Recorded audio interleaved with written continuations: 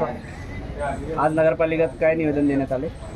आज आम्ही मागील दिवसांपासून 19/7/2022 पासून नगरपालिका प्रशासनाला निवेदन देत आलेलं आहे आणि अर्ज पण दिलेला आहे, पण या अर्जाची आजपर्यंत काही नगरपालिकेने दखल घेतलेली नाही।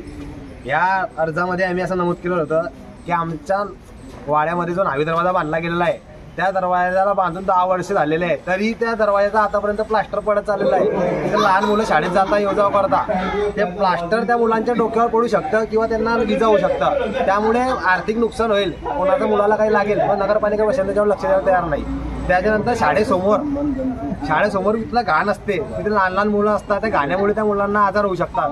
पुढं संडासी संडासीवर पुढं पाणी तुंबलेलं असतं। आता पावसाळ्यामध्ये बघा तुम्ही तिथे येऊन पुढे पाण्याची परिस्थिती बघा किती खराब झालेली आहे, पुरी घाण झालेली आहे। तिथं काय करायचं नगरपालिका प्रशासन आमचं काही लक्ष देत नाही। आम्ही सतत निवेदन देतो, हे बघा 19/7/2022चं निवेदन आहे, त्याच्यानंतर दुसरं निवेदन कुठे आहे? दुसरं निवेदन बघा 25/9 म्हणजे किती वर्ष, 3 वर्ष झाले सतत आम्ही इथं येतोय, पण नगरपालिका प्रशासन झोपलेली आहे। पाणी पुरवठा आमच्या वेळेवर होत नाही। आमच्या वाड्यामध्ये सर्व महिला आत्मजूर आहे, पुरुष आत्मजूर आहे, कधी पाणी सोडता म्हणजे आम्ही कामाला जायचं की पाणी भरायचं आधी ते सांगा, म्हणजे नगरपालिका प्रशासनाला आमची काही घेणं देणं नाही।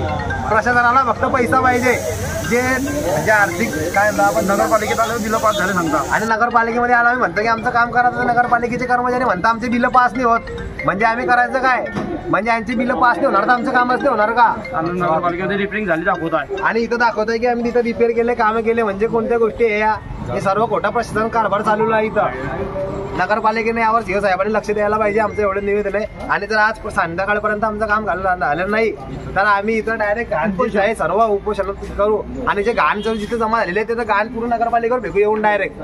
आमचा अनेक काळापासून असलेला हा पारंपरिक म्हटला किंवा आपण याला जुन्या काळातील न्हावी दरवाजा म्हणतो, आणि हा फैजपूर शहरात खूप जुन्या सालापासून आहे, तरी तसेच हा बांधकाम करण्यात आला काही वर्षापूर्वी। आता त्याचं बांधकाम असं झालं की जरी तुम्ही धक्का लावसाल तर ते पडतं आणि येणाऱ्या जाणाऱ्या लोकांना अंगावर पडतं आणि तो त्रास होत असतो।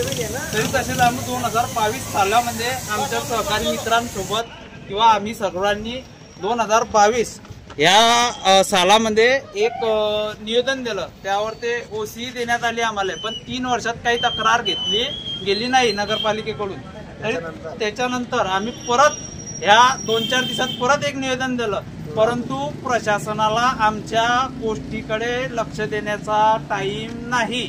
तरी तसेच माझी विनंती आहे की प्रशासनाने त्वरित या गोष्टीवर लक्ष द्यावं, आणि जर का हे हानी कधी काही झाली तर याचा जिम्मेदार मग फैजपूर प्रशासन नगरपालिका हे जिम्मेदार राहील का?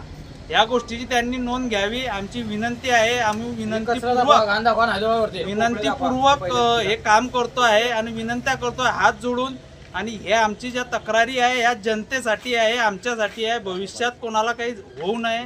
तरी तसेच या रस्त्यावरून उर्दू शाळा आहे, इथं मराठी शाळा आहे, यातील सगळे विद्यार्थी येऊ जाऊ करतात, लहान लहान चिमुकले मुलं आहे।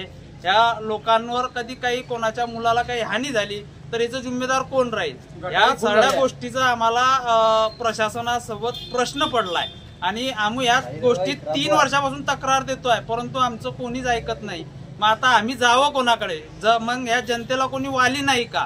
प्रशासन लक्ष देत का नाही? या गोष्टीचं सगळ्यांपासून आम्ही विनंतीनं हात जोडतो, या गोष्टी सगळ्या ज्या काही असतील आमच्या दुरुस्त करा। हे तुम्ही 10 मिनिटासाठी मी तुम्हाला क्लिप दावतो, हा न्हावी दरवाजाची दिशा दावतो, हे दिशा पहा तुम्ही।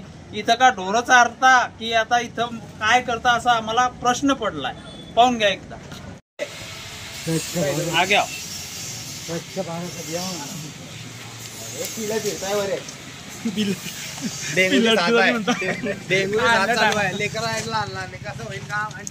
रस्ता आहे जे की स्वच्छता पाळा म्हणतं प्रशासनानं, प्रशासनाची गैरजिम्मेदारीपणा करीन तर कसं काय चालेल?